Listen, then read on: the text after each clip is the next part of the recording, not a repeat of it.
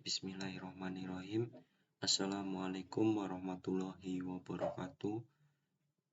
Perkenalkan, kami dari kelompok 13. Di sini saya akan mempresentasikan laporan tugas kelompok mata kuliah kecerdasan buatan kelas B, yaitu tentang studi kasus Big Data dalam bidang kesehatan. Nah, untuk itu kami dari kelompok 13, yaitu terdiri dari saya sendiri yang bernama Reksi Dwi Yulianto dengan NIM 20000180074. Selanjutnya teman saya Alvan Wafianali dengan NIM 20000180074. Selanjutnya teman saya Renanda Rizky Wiranda dengan NIM 20000180068. Langsung saja, di sini ada pendahuluan, di mana satu yaitu latar belakang. COVID-19 menyerang dunia secara masif yang ditunjukkan dengan kemampuan menular dan berwujud berbeda bagi orang yang terkena. Semakin lama virus ini ada, semakin sukar dideteksi karena ada yang bergejala dan ada yang tidak. Gejala ini yang paling umum terjadi adalah demam, rasa lelah, dan batuk kering, sehingga rasa nyeri dan sakit hidung tersumbat, pilek, sakit tenggorokan, atau diare yang dialami secara ringan dan bertahap. Langsung saja, di sini Big Data menggambarkan suatu era di mana ketersediaan data terekam secara digital dan berlimpah. Hal ini yang terkandung di dalam meliputi setiap segi kehidupan manusia, baik sebagai makhluk individu maupun makhluk sosial. Big Data banyak digunakan di kalangan industri atau praktisi karena membantu meningkatkan strategi bisnis maupun inovasi. Big Data mendobrak tradisi lama ilmu sosial dengan kemampuannya memproses, menganalisa, dan menyimpan dengan volume serta tingkat vitalitas tinggi, cepat, dan efektif. Big Data mengizinkan data dengan mudahnya bisa dicari, digandakan, digunakan, dibagikan, bahkan diperjualbelikan dalam cara dan imbalan yang belum pernah terbayangkan sebelumnya. Yang kedua adalah rumusan masalah. Upaya pemerintah memerangi COVID-19 ditunjukkan, salah satunya dengan memanfaatkan teknologi untuk pengembangan aplikasi digital yang mampu melakukan pelacakan untuk menghentikan penyebaran coronavirus disease atau COVID-19. Yang ketiga adalah identifikasi masalah. Yang A, bagaimana cara membuat aplikasi yang dapat membantu instansi pemerintah menelusuri riwayat kontak pengguna dengan penderita COVID-19. Yang B, yaitu bagaimana merancang dan membuat aplikasi menggunakan data gawe pengguna dengan sambungan aktif Bluetooth atau dengan informasi lokasi pengguna. Yang keempat adalah tujuan.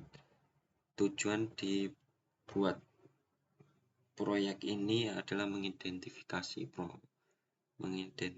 orang-orang yang pernah berada di jarak dekat dengan pasien positif COVID-19, pasien dalam pengawasan PDP, dan orang dalam pemantauan ODP.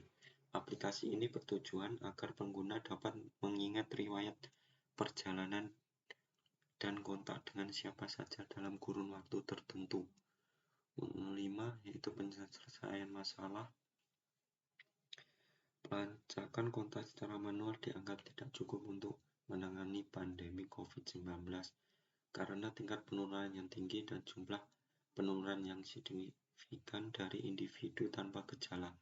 Oleh karena itu, maka dilakukan pengembangan dan implementasi aplikasi pelacakan COVID digital atau disebut COVID-19 Tracking APPS atau CTA.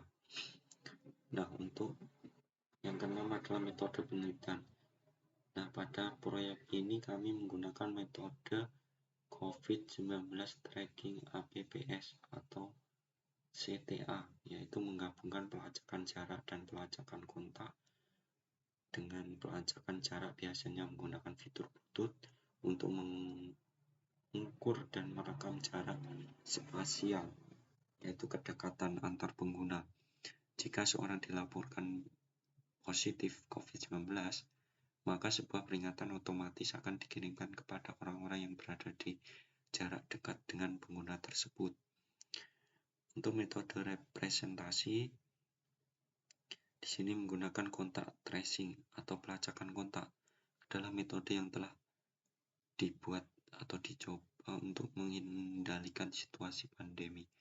Kontak tracing ini mencakup identifikasi terhadap orang yang telah melakukan kontak dekat dengan orang terinfeksi, memungkinkan orang untuk melakukan tes infeksi sendiri, dan jika orang tersebut positif terinfeksi mampu menelusuri kontak dengan orang lain sehingga dapat mengurangi transmisi ke seluruh populasi. Nah, selanjutnya untuk fungsional recruitment atau VR dengan kode SKPLF1 dengan deskripsi, sistem dapat menampilkan tampilan sign up yang berisi notifikasi jarak, mengisi nama partisipan dan nomor handphone. Untuk kode SKPLF2, yaitu sistem dapat menampilkan tombol persetujuan untuk menyimpan data nomor handphone, mengakses Bluetooth, dan mengakses data lokasi. Untuk SKPLF3, yaitu sistem dapat menampilkan tampilan beranda atau warna zona.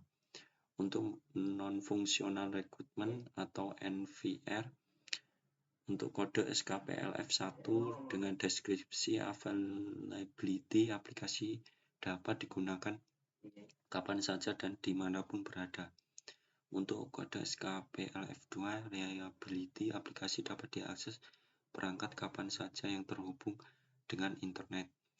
Untuk kode SKPLF3 yaitu ergonomi, aplikasi ini memiliki tampilan UI yang user friendly yang memudahkan pengguna menggunakan aplikasi tersebut tanpa harus dibantu orang lain. Untuk kode SKPLF4 yaitu memori, aplikasi ini tidak memerlukan memori yang cukup besar. Selanjutnya untuk diagram activity, di sini ada sistem dan pengguna. Yang dimulai dari pengguna membuka aplikasi, setelah itu sistem menampilkan sign up dan pengguna mengisi nama dan nomor HP. Apabila gagal, maka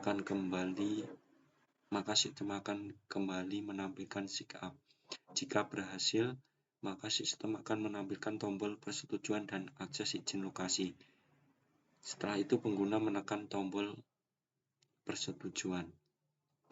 Dan selanjutnya sistem akan menampilkan tampilan beranda yaitu warna zona untuk mengetahui keberadaan pengguna. Setelah itu selesai. Untuk use case yaitu ada use case pengguna di mana pengguna membuka aplikasi, setelah itu melakukan sign up dengan memasukkan nama dan nomor HP. Setelah itu pengguna melakukan persetujuan, di mana persetujuan ini ada disuruh untuk menghidupkan Bluetooth dan mengaktifkan lokasi. Setelah itu pengguna melihat tampilan beranda atau warna zona. Nah, ini di sini merupakan contoh aplikasi yang kami buat. Yang pertama adalah tampilan sign up. Nah, di sini maka ada menjadi partisipan untuk mendaftar, silakan isi nama dan handphone aktif. Nah, di sini disuruh memasukkan nama lengkap, nomor handphone. Apabila sudah melakukan atau mengisi nama lengkap dan nomor handphone, setelah itu klik di bagian bawah yang bertuliskan kirim OTP. Selanjutnya aplikasi akan mengarahkan tampilan izin akses. Di sini memerlukan persetujuan Anda untuk 1. Menyimpan data nomor handphone Anda dalam format yang terenkripsi. 2. Mengakses Bluetooth Anda. 3. Mengakses lokasi Anda. Nah, Hal ini diperlukan agar dapat memberi notifikasi jika Anda memasuki zona merah atau sedang berada dalam keramaian. Nah, di sini Anda akan disuruh melakukan persetujuan. Apabila setuju, maka klik tombol di bawah ini, saya setuju. Selanjutnya, akan diarahkan untuk pengaturan akun, yaitu membutuhkan izin untuk mengaktifkan. Nah, di sini aplikasi ini membutuhkan akses Bluetooth dan akses lokasi. Di sini ada ikon Bluetooth untuk menghidupkan akses Bluetooth dan ada ikon lokasi untuk mengaktifkan lokasi keberadaan pengguna saat ini berada. Apabila sudah mengaktifkan semuanya, maka klik tombol lanjutkan. Nah, maka akan diarahkan ke tampilan beranda warna zona. Nah, di sini apabila pengguna di sini, maka kita akan disapa, ya, halo Reksi Dwi Yulianto.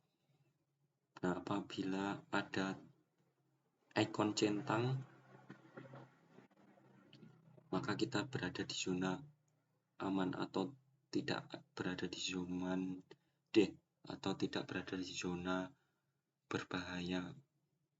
Nah, di sini ada update terakhir keberadaan, yaitu dengan jam 18.25. Nah, apabila ada ikon X atau silang, di sini ada jam keberadaan kita, maka ada notifikasi hati-hati Anda berada di zona merah COVID-19.